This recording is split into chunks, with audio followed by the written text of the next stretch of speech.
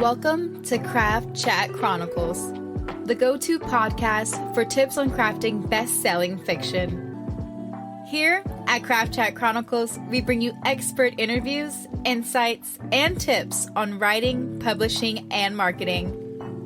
Join the conversation and embark on a new chapter in your writing journey. For workshops, show notes, and more information, visit jdmyall.com. That's jdmyall.com. In Season 3, Episode 4 of Craft Chat Chronicles, we bring you New York Times best-selling author Samira Ahmed. Samira has written titles like Internment, This Book Won't Burn, and Hollow Fires. Today, Samira is going to talk about book banning, how the U.S. presidential election will impact authors and novelists, and she talks a little bit about publishing and writing craft. So, it's a great conversation. I hope you stay around and check it out. Let's get chatty. Season 3, Episode 4 of Craft Chat Chronicles. All right, tell me about your publishing journey and how you got started in the industry. So my first novel was published in 2018, but I had other careers prior to that because, as I like to tell high school students whenever I go to speak to them, I didn't always want to be a writer when I grew up. That wasn't one of my dreams, but your dreams can change. And so I, had this idea for a story, and I thought maybe it would be a book. And that eventually became my first book, Love, Hate, and Other Filters. But prior to that, I was a high school English teacher, and I worked in education nonprofits in New York City, one that sued George Pataki, the then governor of New York, for inadequately funding the public schools. I was the deputy director of that organization called the Campaign for Fiscal Equity. I was the director of external affairs at an organization called New Visions for Public Schools, which helped create new small public high schools throughout New York City. And all along the way, I sort of would write for fun, and then I had this idea that I thought was going to be something. And that eventually became my first novel, Love, Hate, and Other Filters. Awesome. What do you think you did right that helped you break into the industry? You know what? No one has ever asked me that question before. I've been asked a lot of questions about that. So I think one is I said yes to myself, which I think is something that's really important. Because like I said, I was basically like 40 before I was like, I think maybe I'm going to try writing a book. And so some people might, look, of course you can fail anytime there's a new endeavor, but to me, it was just like worth it to try, because to me, it's a bigger risk to not try than it is to fail. Very true. I think that's just important for people of all ages to remember, because the fact of the matter is you can write a great book and maybe it's never going to get published, because there's a lot of people who want to write or who haven't quite, broken through the traditional publishing barrier. I think for me, it was a few things. I think persistence is really, really important. I think tenacity, I think having a thick skin, which being a former teacher was really helpful in that regard. I taught high school, so I think that was important. And also learning to edit myself and also not to take rejection personally. I think all of those things were really important. Just on sort of, that's not the craft side, that's really like the professional side, I guess. Mm-hmm. So I think those were all things that helped. And also, I tried very hard to write a good book. And I think Love, Hate, and Other Filters, at the time it came out, or the time it was sold, because we sold it in 2016. It was one of the first novels, one of the first contemporary novels about a young Muslim South Asian character that was dealing with issues of Islamophobia. And when it hit the New York Times bestseller list, I was only I think at the time on the YA list, I was only the third Muslim to have ever hit on that YA list, and also the first Muslim writing a contemporary novel. So that's awesome. It was cool, and I think the time was right for it. So it's always, it's a little bit like perfect storm kind of thing. And I had a lot of I had a lot of great support in the industry, which is, I felt lucky to have that, but also at the same time, publishing is a pretty racist industry. So I was also sort of like, well, it's about time. Like, we need to spend more, We Need Diverse Books is now having its 10-year anniversary. And we have seen some changes, and like organizations like We Need Diverse Books and individual authors are working so hard to try to diversify our shelves, because I always say our shelves should reflect our world, but we're still not there yet. I mean, publishing is still so white. And the majority of stories that are being published are still about white kids. And a lot of the things that are especially hitting the list lately are skewing away from diversity in a lot of ways. And I think that speaks to actually book bans and what part of some of the larger discussions we need to be having in publishing, because, book bans have been really rampant for a few years now. I mean, there's literally tens of thousands of books that have been banned, and the vast majority are by queer, trans, or, Black or brown authors, BIPOC authors. And that obviously affects both author sales in a negative way.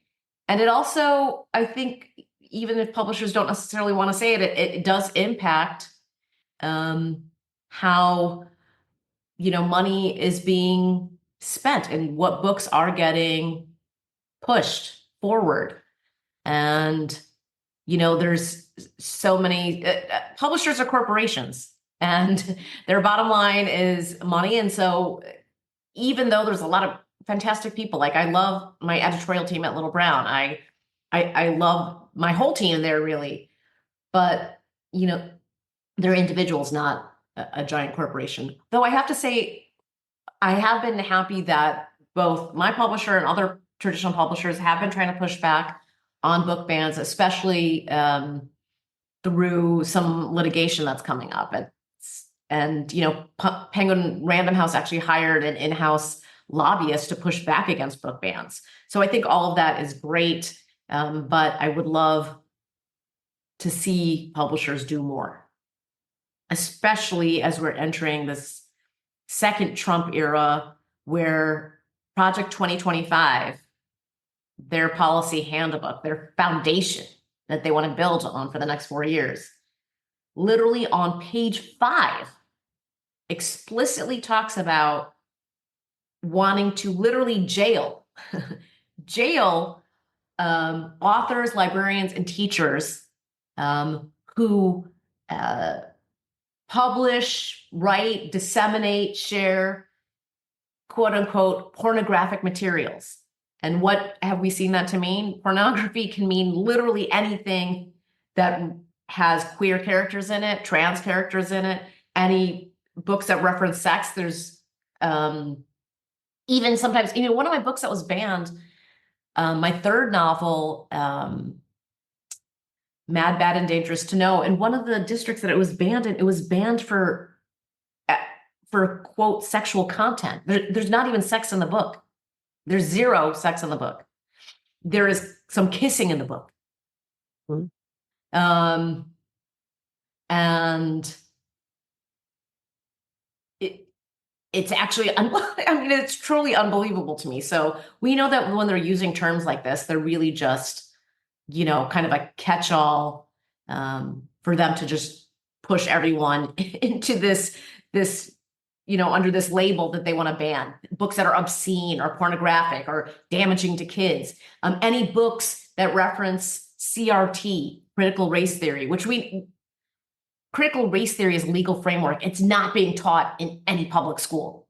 And yet we have seen so many examples over the last 3 years where books that deal with issues of racism, bigotry, in my case, Islamophobia, are being deemed, problematic because it can make white kids feel bad.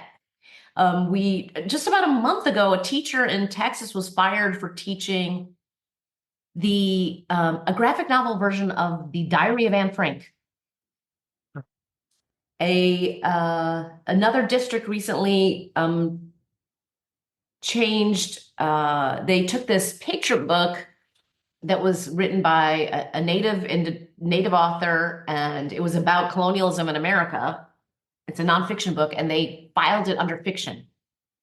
That's a kind of censorship too, because they're taking our history and they're saying that it's fiction. I mean, that's the history of the United States, is rooted in the genocide of Native Americans, is rooted in chattel slavery. And they want to erase all of that. And it is so deeply dangerous. And we've seen this especially in Florida and Texas, where the governors are very pro-book bans. And what I'm worried about is how that is going to proliferate under the next administration. And we've been fighting this as much as we can on the, district to district, local levels. And it is important for people to continue that fight with their school boards, with their library boards. Those are all elected officials. Those are all politicians. And those are the elections where we see really terrible voter turnout. And so often school board members or library board members can literally just be elected by a handful of votes. And that's what we've seen happen in so many districts where there's board turnover and we have pro-book banners, pro-censorship folks getting elected to school board positions. I mean, I spoke at a school board in Michigan that was wanting to pull over 200 books from the shelves, including 2 of my books, Internment and Hall of Fires. And there had recently been board turnover, and one of the board members had actually gotten campaign funds from, support from groups such as Moms for Liberty. And they were trying to pull these 200 books. And I spoke to the school board. And what was astonishing to me is I'm standing in front of the school board and I'm telling them, and I was invited in, the librarians and some teachers invited me to speak about my books being banned. And not a single one of these school board members would meet my eye when I spoke for my 3 minutes. Not a single one. And what's even more telling is there was a high school student who spoke there. A young woman, and I love that so much because my novel, This Book Won't Burn, my most recent novel, is about kids fighting censorship and book bans. So this was a real life example of a teenager, a high school kid, standing in front of these adults and in a packed room and speaking so eloquently about how book bans are wrong, how censorship is wrong, how it in fact hurts kids, how she as a teenager knows it's wrong, and how come this whole board doesn't know it's wrong. And they didn't look her in the eye either. And I was thinking, this is a kid in your district that you are supposed to be representing. You're supposed to be building a better school district for her. And you're denying her this basic right to read. And she's sitting here standing in front of you, chastising you for it. A kid speaking the truth. And none of these adults could look her in the eye because they know she was right. How does it feel emotionally to realize that something you worked so hard on has been banned? Honestly, I am angry about it.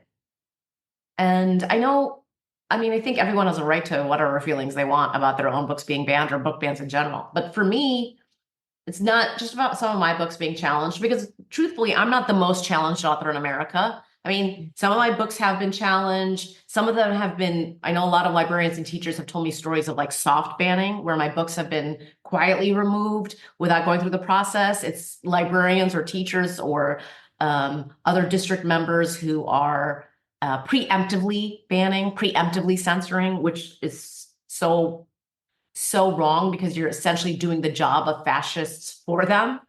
But it makes me angry because, to me, reading is a fundamental right.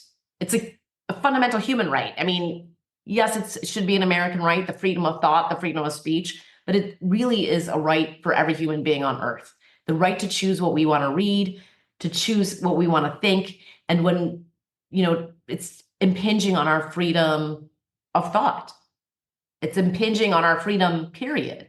And, I wrote about this in This Book Won't Burn when we talk about why we have seen historically, like you can go back to 1933 in Germany, where Hitler was ushered in, and then shortly thereafter, there was massive book burnings across the country. Regimes want to ban books and censor books when they want to keep a population ignorant, because an ignorant people are easier to control. And it's really that simple. People who are banning books in America want America shaped into their very myopic, racist, homophobic, transphobic worldview. And all of us, because we know the majority of Americans are against censorship, all of us need to be speaking out a lot louder than we already are. We need to be showing up locally at our school board meetings and at our library board meetings. And yeah, we need to show our anger at this and our disgust at this. It's like so grossly anti-American to censor and ban books. And everyone should know that. It's a violation of our First Amendment rights. It's a violation of what we always are taught America was built on: freedom and liberty. But we know that book banners, and with this new administration coming in, people who are pro-censorship are enemies of liberty. Very true, very true. Yeah, so you can tell I'm hyped about it. Has censorship and book banning affected you as a writer? Has it changed the way you write at all?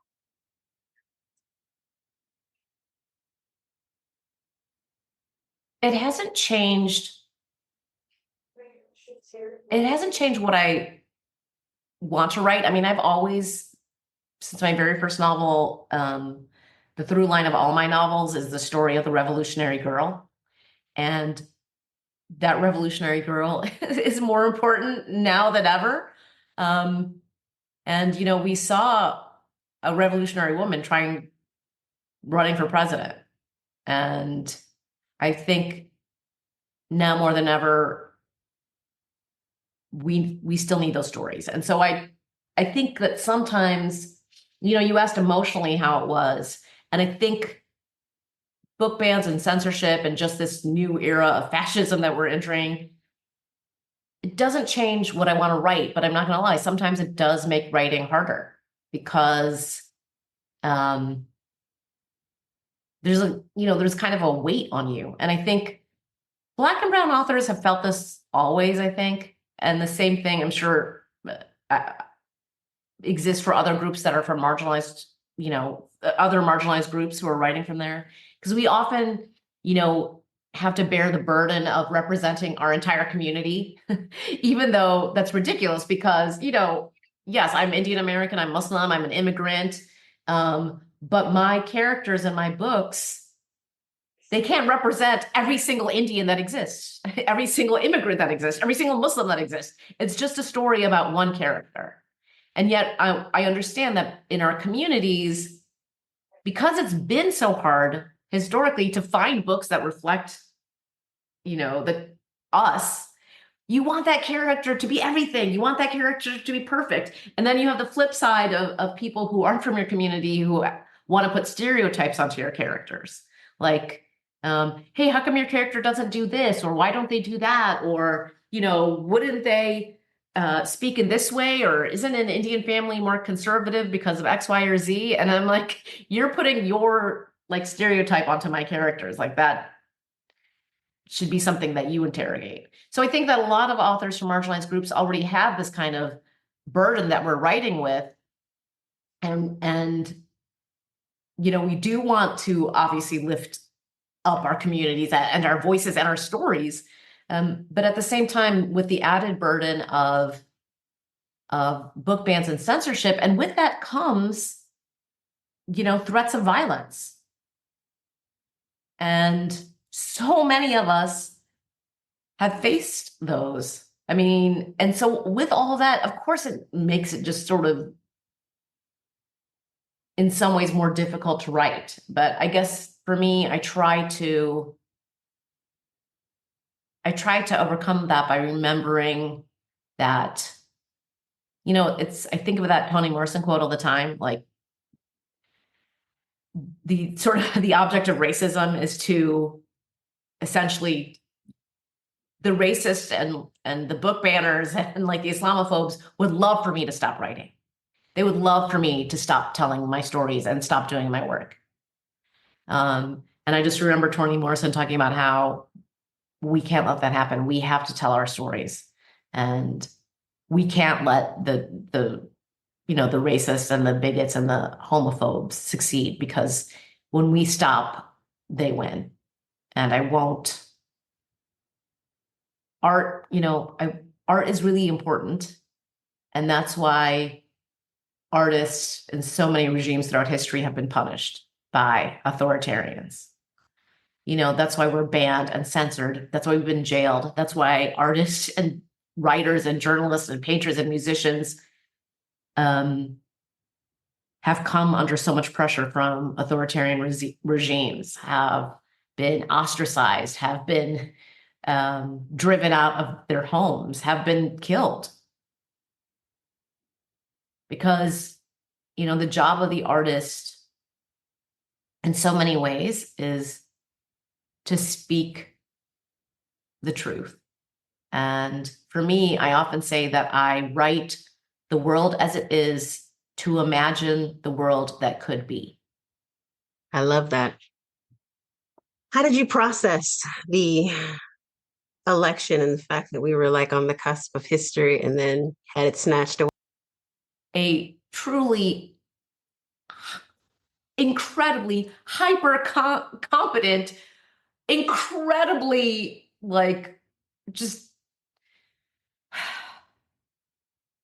skilled, smart Black woman who should have been such an obvious choice fall to a convict, a criminal. Yeah, because in America, we somehow still cannot, there's so many people who cannot fathom, voting for a Black woman. And I just really think a lot of it came down to that. And it fills me with rage because I see so many people who voted against their best interests. When I see immigrants who voted for a guy who hates immigrants, who's a xenophobe, who wants to kick people out, like both undocumented and documented even. When I see women voting for someone who's freely saying, I want control over your body, that's enraging to me. And honestly, like every man too.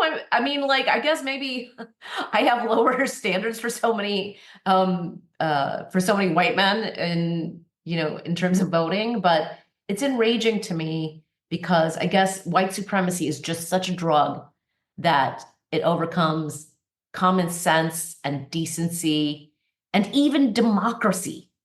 Like this is the failure of democracy, people voting in a strong man. And it's true that in elections across the world, we've been seeing strong men come into power.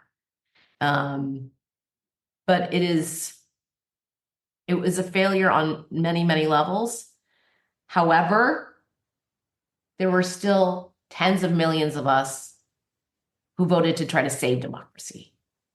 And there were tens of millions of us who said, yeah, we're going to vote for the smart one. Who said, we're going to vote for a big tent that everyone can fit in. Mm-hmm. And so I get hope from that. So I think my processing has been,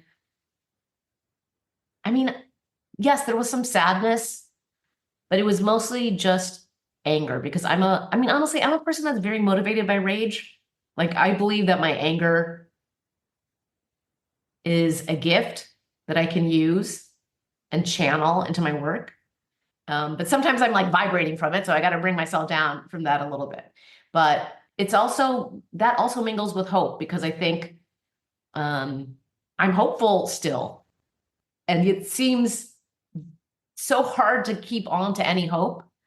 But when I think of all the young people that I write for, when I think of just all the kids I see in my neighborhood going to school, when I see all the people who voted for democracy and who voted for a world to be inclusive, that does give me some hope. And to me, hope requires action. And so that's where I am right now. I'm like, okay, I'm ready to get to work. For those who aren't like informed on what the next step should be, how can they fight back against censorship? Where can they begin? Okay, so there's a lot of things that people can do, because I know that not everyone is like, hey, I'm gonna be leading a march and speaking in front of 200,000 people. But what I want people to do is on their very local level. Like, this is at their local school. This is at their local library. I want them to just do a little research. I want them to go to a school board meeting. I want them to go to a library board meeting, or even go to their public library and talk to their librarians and ask them, where are we right now? What's going on the censorship front?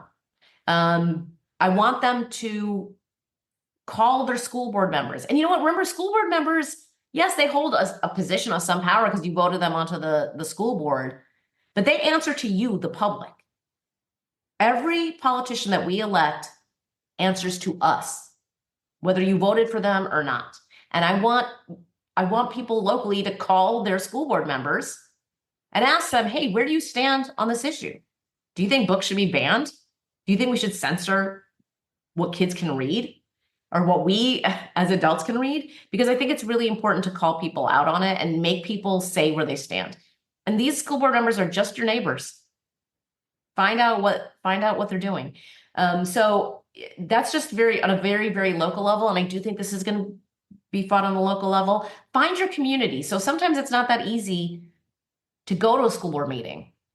Find 2 or 3 or 4 like-minded friends, community members, and show up at that school board meeting, or show up at the offices of the superintendent and ask them these questions, or go to the library together. Like, working in community is so, so important. And so I'm really been urging people to find their community locally. And in so many of our districts across the country, 3 or 4 or 5 people just working together can be an incredible force. So I want people to recognize their own power and find small ways that they can start using it. And that includes voting at your local school board. That includes voting in your local library board. That means asking questions of your school board, of your librarians, of your superintendent, of your principal about where they stand on this. It means just having conversations with teachers, or again, librarians, like, about what's going on, like getting a pulse for the community, or, feeling the pulse of the community on where things stand with book bans and censorship. And then if people are ready to do more, there is a lot of great work already being done. You don't have to create all the organizations yourself, but you could check out what We Need Diverse Books is doing. You could go to the American Library Association website. There is a whole Freedom to Read project that people can get information about. So, I always think that activism sometimes starts locally and with small steps. So figure out what that first small step is for you. And then get educated about it. Project 2025 is 900 pages long, but you just need to read, just get to page 5, really. And you can, if you're interested in learning more about what they want to ban and what they want to censor, it's literally right there in black and white. Authors Against Book Bans, we have an Instagram page. And if people want to learn more about book bans, they can go to our website, Authors Against Book Bans, or even to our Instagram page, and you'll see graphics up there that show, what's happening both nationally, locally, and we even have politician cards on there for local, people running for school boards, where we don't endorse candidates, but we send out questionnaires and we rate them, like green, red, yellow. Like, green, this candidate is against book bans and censorship. And you can check out to see if your candidate, or if your local school board member or your local school board member is on those lists. So those exist. I just think we need to, just give yourself a little nudge and take that first step. Love that. Love that. Beyond fighting bans, what can readers do to support marginalized authors and diverse stories. Mhm. So again, number one, if you are a parent, I want you to check out what your kid is reading and what is on their curriculum. And I want you to strongly encourage your kids' English teachers to diversify their curriculum and also to diversify the library shelves. You as a taxpayer have a right to ask for that. I want readers to understand something, and this is really, really important. Because a lot of times people will say this to me like, oh, your book was banned or challenged. Congratulations. Now sales are going to skyrocket. No, that doesn't happen. It does happen for a few books, because the top 10 books that are getting banned in America might be on like a Barnes and Noble table, or like at your indie bookstore might be during Banned Books Week, might be on a table. So it's front and center. But there's been over 10,000 books that have been challenged. And most of those authors are actually being hurt by these challenges. So what I'm asking people to also do is, if you have the ability to literally buy books by marginalized authors at your indie bookstore, that's a great way to do it. I think also supporting indie bookstores is really, really important, especially if you can support minority-owned bookstores. Like I live in Chicago, and there are 4 Black women-owned bookstores. And so that's when I'm buying books, that's where my money's going to go.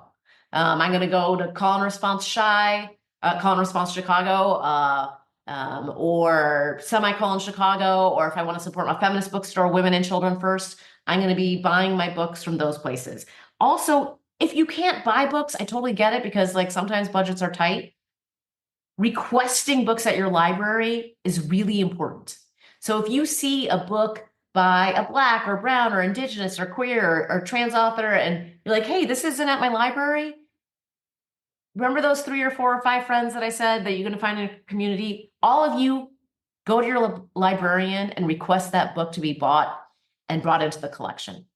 That's something that's really small that you can do. Another thing that you can do is, if you get your library books online, I use the Libby app, which is a library app, and it's free, which is amazing. You can check books out and read them that way. You can also request books through the Libby app that maybe aren't at your library. So there's a lot of very easy ways that you can do that. And also, for marginalized authors, we are getting many fewer school visits. And for authors who write kidlit, who work in children's literature, often that makes up a large percentage of our income, because we don't get a regular salary. And publishers pay us twice a year, and it's royalty based. And I think people don't always realize how the majority of authors, the average author salary in America, I think, is less than $25,000 a year. And we're getting hurt by not being able to have school visits or library visits. And so supporting marginalized authors by buying our books, and where we have events, going to them. Like if we have an event in the city at an indie bookstore, please come. Even if you can't afford to buy a book, you're not required to buy a book, though it's awesome if you can. Please just come and show up to those events. I think it's really important, because that's also a place where you can find your community. I think indie bookstores are an awesome place to find community, because you're with other readers. And I want to see readers know their power, like especially in YA lit. We've got a lot of stories about the dystopia and people rising up against oppression. And, a lot of people, I saw this meme going around about how people were saying like, gosh, now I know how Katniss Everdeen felt when she had to get called back to the Hunger Games when they did the second one. Be inspired by some of the stories that you read. You don't have to be in the Hunger Games, but you can certainly use your voice and what power you have. And maybe that's the power of the wallet. It's the power of your vote, and the power of your voice to ensure that we will continue to have the right to read and the right to write freely. I think that's so important. Very true, very true. What has been your experience in the publishing industry as an author from a marginalized background? Have you noticed any shifts recently or from when you started to now? Well, I mean, I do think it's interesting to say that all of our publishers also publish books by people who want to ban books. Mhm. I mean, Well, for example, like in 2020, when they started all of the performative, perhaps, push oh, yeah. for marginalized creators, and there were so many like agents and everybody saying we want this, we Yeah. want this, we want this, and we were on the bestsellers list. I thought we were moving in the right direction, and now it feels like the pendulum's swinging back. Oh yeah, for sure. I think when we are having like sort of our in-house discussions amongst, like in our chat groups and stuff, or our group chats rather, a lot of marginalized authors are feeling that. Like we're feeling like, okay, this is, this is the diversity backlash. And I think you see that happened in this election too, which was like they're they're a diversity hire, or she's a this. And like, we've definitely seen rumblings of that with people saying, authors are like the diverse authors that are out there, or authors from diverse backgrounds are diversity hires. I mean, and that couldn't be farther from the truth, because every author from a marginalized background knows that we have to work 2 times or 3 times as hard to even get our foot through the door. And I think publishers, look, like I said before, they're corporations. Do I hold out a lot of hope that corporations will do the right thing? Probably not that much. I mean, but I do think that we as authors who are published can push our publishers to do the right thing. Look, you saw just recently, Hachette, which is my publisher, like 2 or 3 days ago, they announced a new conservative imprint. And this is, you can look at this in the PW, the Publishers Weekly story. A new conservative imprint that is run by the editor is somebody who's a former fellow at the Heritage Foundation. The Heritage Foundation is the architect of Project 2025. It literally says in Project 2025 that they want to ban books. Like, this to me is a signal that maybe publishers are going to swing more conservative, because that's where they see the political winds have shifted. I certainly hope not, though, because those book bans impact so many of their authors. And so at the same time, they're having litigation and trying to push back against book bans. So, like in most capitalist systems, corporations want to, corporations have a bottom line, and they'll do what it takes to get, they'll do what it takes to get their bottom line to where they want it to be.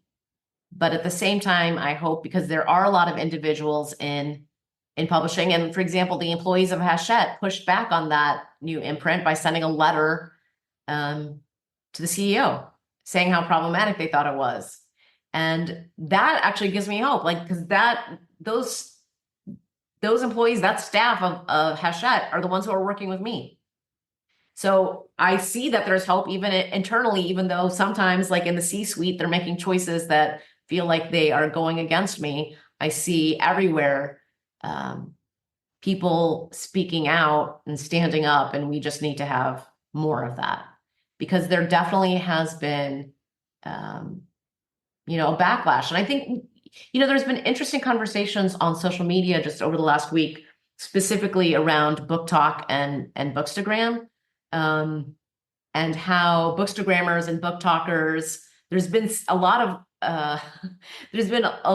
accounts that have been saying, well, books aren't political and we should all be friends, and art isn't political. And then there's been all these other book talkers and Bookstagrammers who are saying, what do you mean? Art is totally political. And so just as an author, I want to say, yes, art is political. The choices we make on what we write and what we read are political choices. And the same goes for publishers. The choices of the books that they are going to publish and also market, where they're putting their marketing dollars, where they're putting their publicity dollars.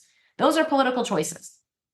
And as readers and as authors, it's up to us to hold their feet to the fire a little bit, to say, hey, if you really believe in the freedom to read and the freedom to write, you got to support these books. And the public can send that message by buying those books.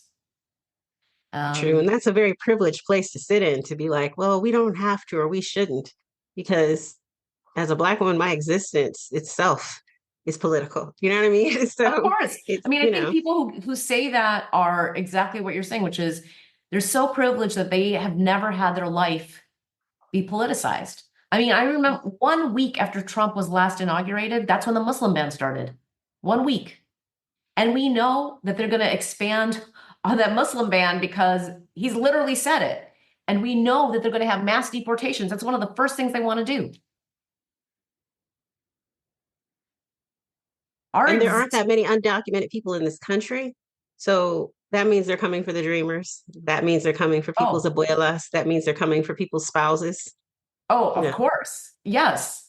And I don't think people realize how horrible it can be. Like, Americans have like a very short memory for our history. You know, there's this French phrase, un peuple heureux n'est pas une histoire. A happy people have no history. And America is generally, you know, Americans have this, I think kind of this reputation abroad for like, we're always smiley. We're always, you know, we smile with our teeth. We're like happy, like whatever. But at the same time, we have such a collective like amnesia or even ignorance about our own history. And a lot of what I write about speaks to that. Because in all of my books, Internment, Hall of Fires, This Book Won't Burn, Love, Hate, and Other Filters, I speak to historical truths because I think it's important to lay those bare for us. And I think it's important that as Americans for us to confront who we have been, who we are, what we have done. And book banners want us to forget about it.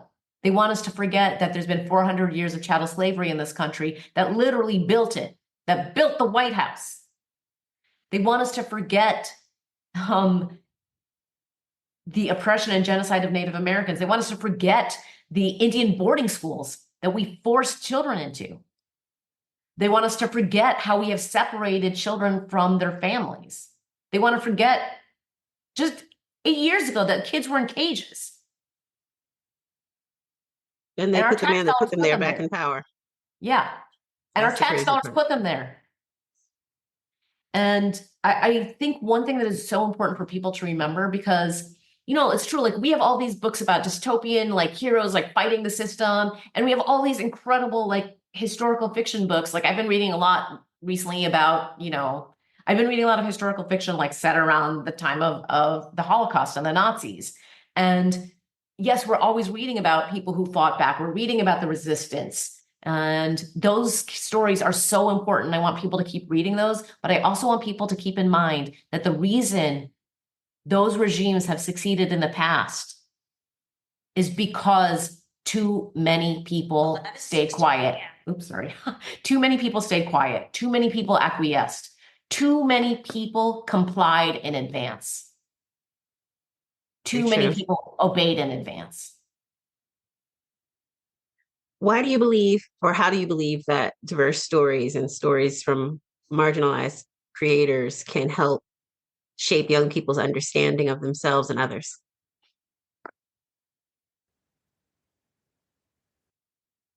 So can I just tell, I know we're gonna end soon, but can I just tell you a little story of like when I first heard about one of my books being censored? Mm-hmm. So there was a teacher who told me about how my second novel, Internment is a novel that's set like 15 minutes into the future, where an authoritarian is elected president and he begins putting Muslims into internment camps, similar to what happened to Japanese Americans. Mm-hmm. And she wanted to teach this in her mostly white rural school in a small district.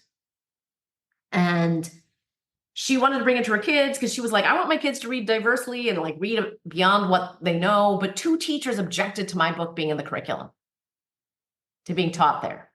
And they strongly objected. And they said to her, we don't believe we should read this book here. This book doesn't have a place where we are. And the teacher who wanted to teach my book was like, what? She was sort of like taken aback because they were very vociferous in their objection. And she was also, she told me she's a single mom and she's the primary wage earner in her family. And she was frankly scared for her job. Like, what am I supposed to do? She thought. And so she did, try to gently push back, and she asked them, well, why not? And they said to her, well, there's no Muslims or Indians who go to this school. Wow.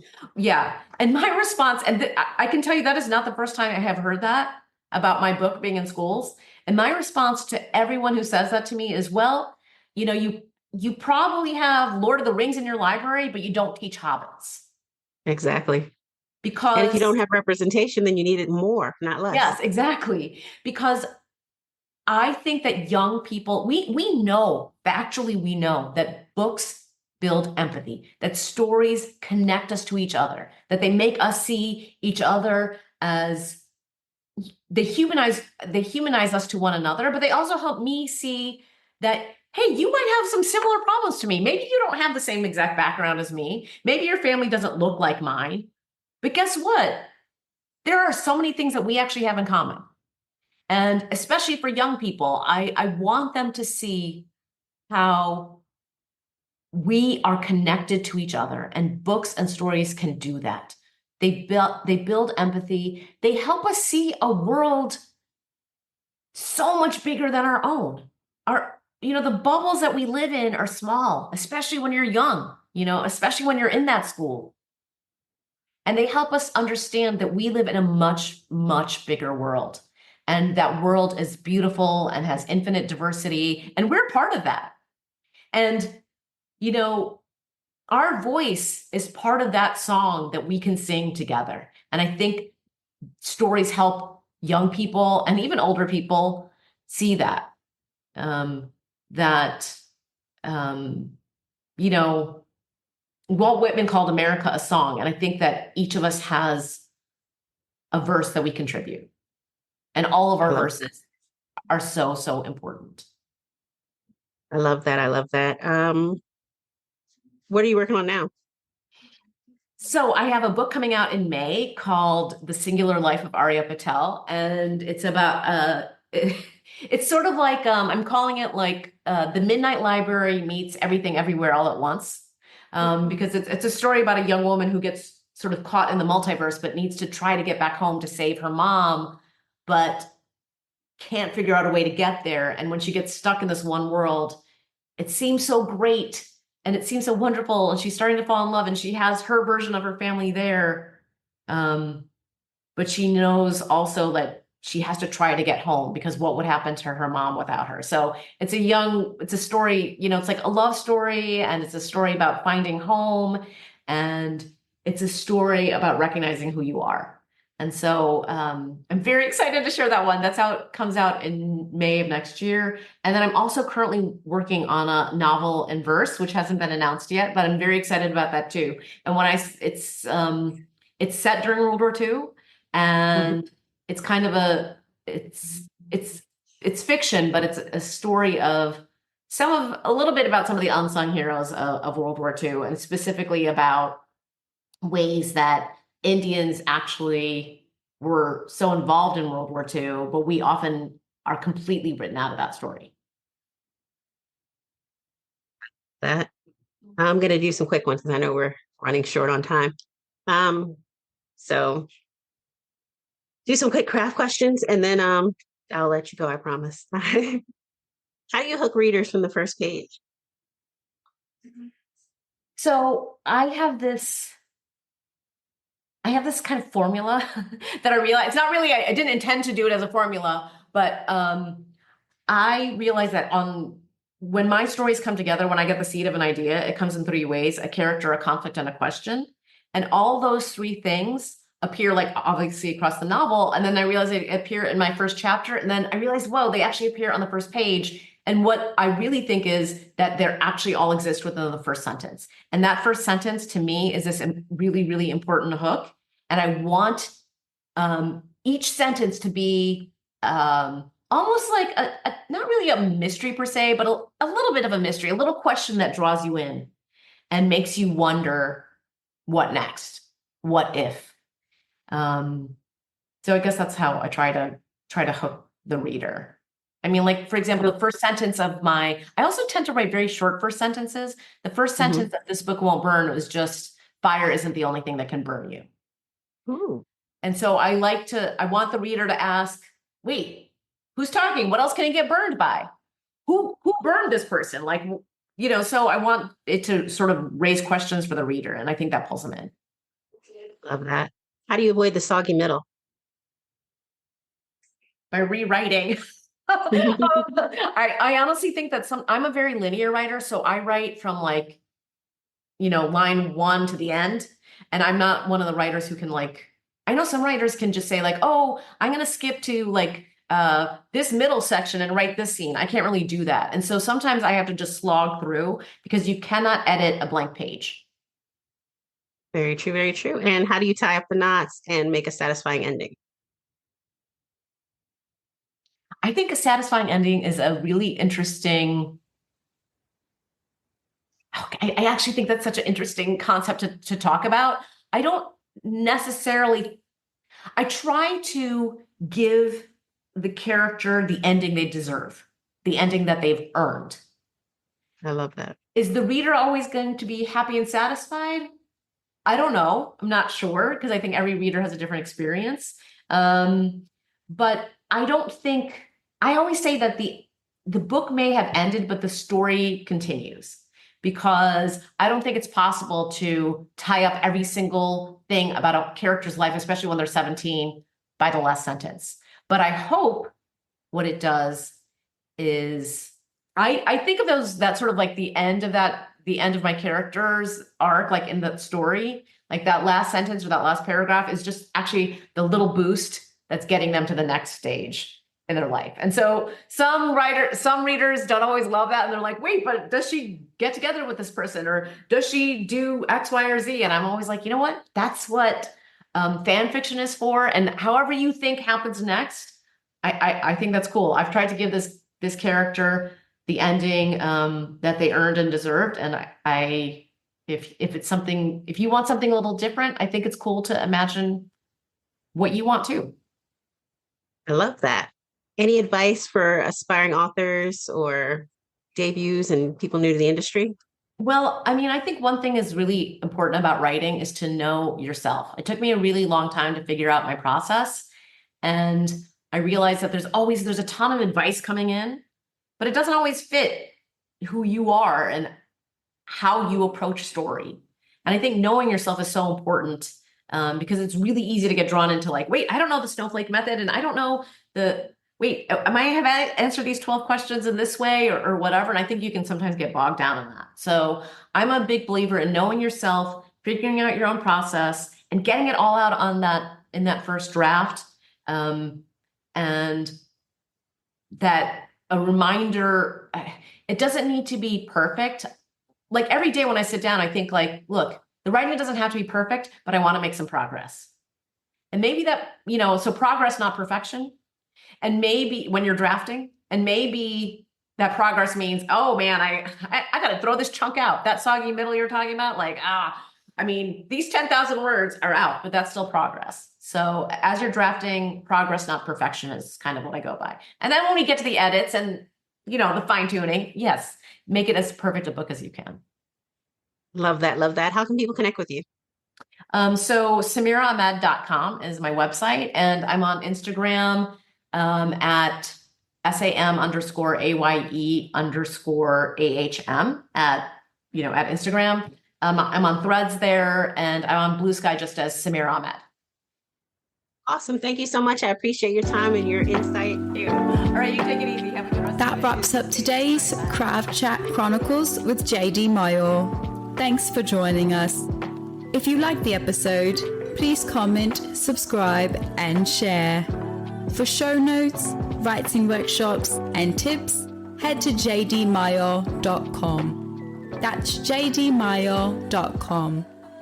While you're there, join JD's mailing list for updates, giveaways, and more.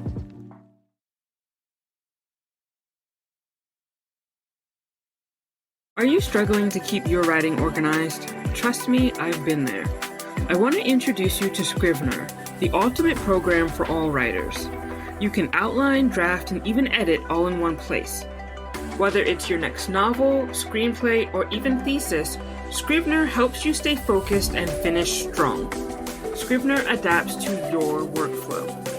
From your first draft to the final edit, it's a writer's secret weapon. Click on the link below and get started on your Scrivener writing journey today.